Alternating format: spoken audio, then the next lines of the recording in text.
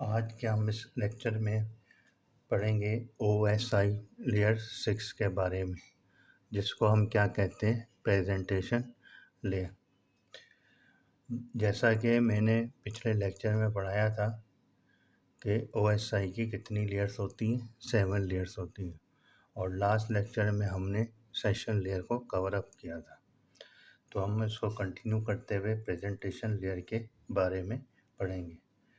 और उसमें क्या कह रहे हैं, this layer acts as the network's data translator.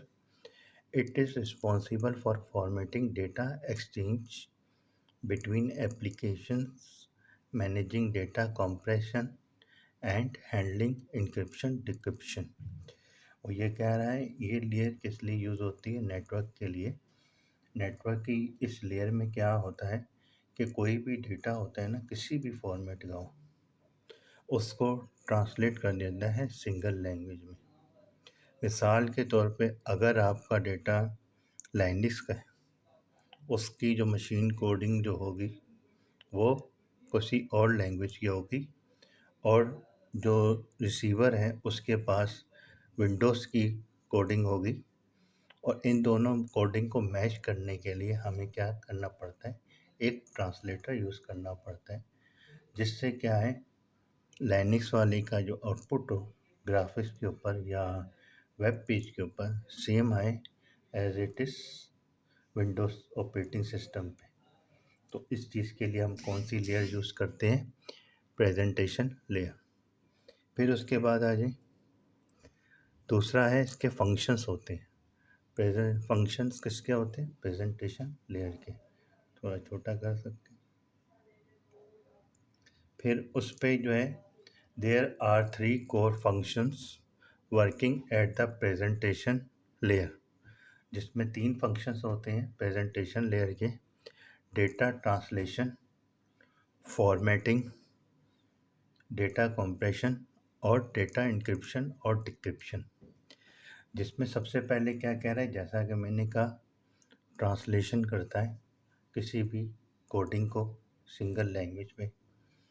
और दूसरा कंप्रेशन, कि कोई भी बड़े साइज़ का जो डेटा होगा उसको जो है कंप्रेस करके जो है उसकी, अगर MB में डेटा है तो उसको कोशिश करेगा कि किलोबाइट्स में लेके ट्रांसफ़र कर ले, जिससे जो है आपका इंटरनेट की स्पीड तेज़ हो जाएगी।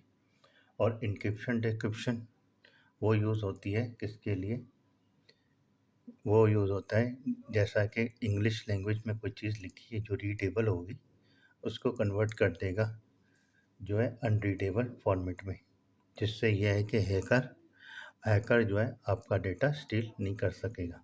उसकी सिक्योरिटी के लिए हम क्या करते हैं, डेटा इंक्रिप्शन यूज़ करते हैं, और उसके लिए हम डिटेल अभी आगे पढ़ते हैं। डेटा फॉर्मेटिंग ट्रांसलेशन डेटा कहते हैं। Data formatting translates complex data into a common sentence that both the sending and receiving device can interpret। क्या कह रहा है, जैसा कि मैंने अभी आपको पिछले लेक्चर में बताया, इससे फिर उसमें क्या कह रहा है कि डेटा फॉर्मेटिंग क्या करता है, कोई भी डेटा होगा किसी भी चीज़ का, उसको क्या करेगा, एक नॉर्मल या कॉमन लैंग्वेज में कन्वर्ट करेगा, और जिससे सेंडर और रिसीवर को जो है इजीली सेम आउटपुट मिल जाएगा। तो ये लेयर इस चीज़ के लिए वर्कआउट करती है। जैसा कि आपने गूगल में देखा होगा, जो चीज़ आप जो है किसी और ऑपरेटिंग सिस्टम में यूज़ कर रहे होते हो, वही चीज़ आपको विंडोज़ में भी मिल जाती है। इस चीज़ को कंट्रोल करने के लिए हम क्या यूज़ करते हैं, डेटा फॉर्मेटिंग। फिर उसके बाद जैसा कि मैंने आपको एक्सप्लेन किया था, डिफरेंट ऑपरेटिंग सिस्टम होते हैं, उनकी डिफरेंट लैंग्वेज में वर्कआउट होता है, लेकिन ये जो है डेटा फॉर्मेटिंग उसको क्या करता है, ऐसी लैंग्वेज में ट्रांसलेट कर देता है जिससे जो है तीनों ऑपरेटिंग सिस्टम को सेम आउटपुट मिल जाता है। तो इसके बाद आप इसी की एग्जांपल ले लें डेटा फॉर्मेटिंग की। जैसे कि 2 पीपल आपस में बात कर रहे हो डिफरेंट लैंग्वेज की, तो उसमें क्या हो रहा है कि एक हम ट्रांसलेटर बीच में डाल देते हैं, जिससे वो दोनों की बात अंडरस्टैंड करके जो है एक दूसरे को जो है आंसर दे देता है और उसको एक कॉमन लैंग्वेज में कन्वर्ट कर लेता है, जिससे सेंडर और रिसीवर दोनों के लिए अंडरस्टैंडिंग जो है बहुत इजी हो जाती है। तो इस चीज़ को हम क्या करते हैं, डेटा फॉर्मेटिंग।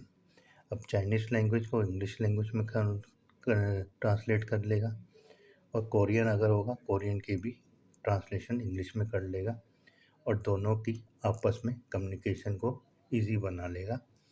इस चीज़ को हम क्या कहते हैं, डेटा फॉर्मेटिंग कहते हैं। फिर उसके बाद डेटा फॉर्मेटिंग के लिए हम जो टूल यूज़ करते हैं वो कौन सा यूज़ करते हैं, एस्की का टूल यूज़ करते हैं, ईपी, ईबीसी, डीआईसी और यूनिकोड यूज़ करते हैं। ये ऐसे कोड होते हैं जो कि डिफरेंट लैंग्वेज को जो है एक सिंगल लैंग्वेज में कन्वर्ट करके मशीन लैंग्वेज को बताते हैं, और जिससे आउटपुट आपका क्लियर आ जाता है। और इसमें क्या कह रहे हैं, a foundational character encoding standard that assign unique numerical values to English letters, numbers and punctuation so computer can interpret the text। वही बात है जो मैंने अभी आपको बताई, डिफरेंट लैंग्वेज को लेके एक इंग्लिश लैंग्वेज में कन्वर्ट कर लेता है, और उसके बाद उसको जो है ट्रांसलेट करके एक प्रॉपर वे पे आपको आउटपुट दे देते हैं, जिससे सेंडर और रिसीवर अंडरस्टैंड कर लेते डेटा को। फिर उसके बाद आता है डेटा कंप्रेशन। डेटा कंप्रेशन क्या होता है, एक बड़ा डेटा बड़े साइज़ का होगा, जैसे कोई पिक्चर हो गई, उसको जो है कम करके साइज़ को जो है छोटे केबी में ले आएगा, और उसके बाद जो है वो नेटवर्क पे ट्रांसफ़र करेगा। ट्रांसफ़र करने से पहले जो है वो क्या करता है, डेटा जो होता है बिग साइज़ का उसको स्मॉल साइज़ में कन्वर्ट करके ट्रैवल कर देता है, जिससे क्या है आपकी स्पीड जो है ट्रांसमिशन की वो बढ़ जाती है, और नेटवर्क के अंदर जो ट्रैफिक का जो प्रेशर होता है उसकी वजह से कम हो जाता है, और आपकी डेटा की स्पीड बढ़ जाती है। फिर उसके बाद ट्रांसफ़र होने में जो है स्पीड बढ़ जाएगी डेटा की। फिर उसके बाद जो अगर इमेजिंग की बात करें, वो था डेटा की बात जिसमें इंग्लिश टेक्स्ट वगैरह थी। अगर इमेजिंग की बात करेंगे तो इसमें जीपेग और जेपीजी का होगा फॉर्मेट। तो वो क्या है, ये नॉर्मली यूज़ होता है डिजिटल इमेज के लिए, और ये साइज़ को भी रिड्यूस करके जो है नेटवर्क पे यूज़ कर सकते हैं। उसके बाद दूसरा है ग्राफिक्स इंटरफेस इंटरचेंज फॉर्मेट। जैसा कि नॉर्मल जब भी कोई भी चीज़ आप प्रिंट स्क्रीन वगैरह लेंगे किसी भी चीज़ का, वो बिटमैप पे ले आता है। जब आप बिटमैप का साइज़ देखते हैं ना, तो बड़ा ज़्यादा जो है बिग साइज़ में होती है, तो हम उसको क्या है जेपीजी में कन्वर्ट करते हैं, तो वो ऑलमोस्ट जो है 50% हो जाता है। और ये सब चीज़ें कहाँ यूज़ करते हैं हम, जो है एक्सएमएल स्क्रिप्टिंग वगैरह पे यूज़ की जाती है ये चीज़ें। तो उसका नेक्स्ट जो लेयर होगी ना, उस पर उसका डिटेल आएगी, लेकिन ये बैकग्राउंड में जो है वेब पेज डिज़ाइनिंग वगैरह में जो है ये टूल्स किए जाते हैं। फिर उसके बाद आप कोई भी एक्सटेंशन देख लें, पीएनजी का एक्सटेंशन होगा तो आपको ग्राफिक्स समझ में आएगा। जेपैग फ़ोटोज़ के लिए, अगर मूवीज़ के लिए और सॉन्ग्स के लिए होगी, क्योंकि यूट्यूब वगैरह में तो ये डाउनलोड करते हैं हम डेटा, तो उसमें जो है एमपीजी, एमओवी और एमपी4 की यूज़ करते हैं। एमपी4 सॉन्ग्स वगैरह के लिए भी यूज़ करते हैं, वीडियो के लिए भी एमओवी और एमपेग। एमपी4 में क्या होता है, एमओवी का जो साइज़ होता है उसको रिड्यूस करके आपको दे देते हैं, और उसी फॉर्मेट पे वो चल सकती है वीडियो। तो इसके ये टूल्स वगैरह हैं, एक्सटेंशंस वगैरह हैं वीडियोस की, और जो सॉन्ग्स वगैरह की है वो एमपी4 यूज़ कर सकते हैं, और पिक्चर वगैरह के लिए या फ़ोटो के लिए पीएनजी ले लें, बिटमैप ले लें, जेपीजी भी ले सकते हैं। फिर उसके बाद इंक्रिप्शन है। इंक्रिप्शन में क्या होता है, कोई भी नॉर्मल डेटा होगा, जैसा कि स्क्रैम्बल में पढ़ रहा हूँ, तो मेरे अंडरस्टैंड है, अगर इसको कन्वर्ट कर दूँ साइफर टेक्स्ट में तो मैं इसको रीड नहीं कर पाऊँगा, समझ नहीं पाऊँगा, जिससे क्या होगा, आपका डेटा हैकर के लिए समझना बहुत मुश्किल हो जाएगा और वो आपका डेटा स्टील नहीं कर सकेगा, आपकी इंफॉर्मेशन नहीं ले सकेगा। ये चीज़ भी हम लेयर नंबर 6 पे जो है इसको भी इन्वॉल्व करते हैं, जिससे आपका डेटा सेफ रहे। देखने में तो आपको अकाउंट्स भी चले जाएँ, बैंक अकाउंट्स वगैरह भी जाएँ, आपको इंग्लिश में होता है। जैसे ही आप अपनी ट्रांज़ैक्शन डन करते हैं तो वो साइफर टेक्स्ट में कन्वर्ट हो जाता है और उसकी ट्रांज़ैक्शन के दौरान जिससे जो है हैकर आपका डेटा नहीं ले सकता। फिर उसके बाद जो है दूसरा जो है स्टैंडर्ड कंप्रेशन फॉर्मेट्स हैं, जो कि लेयर 6 में मैनेज होती हैं।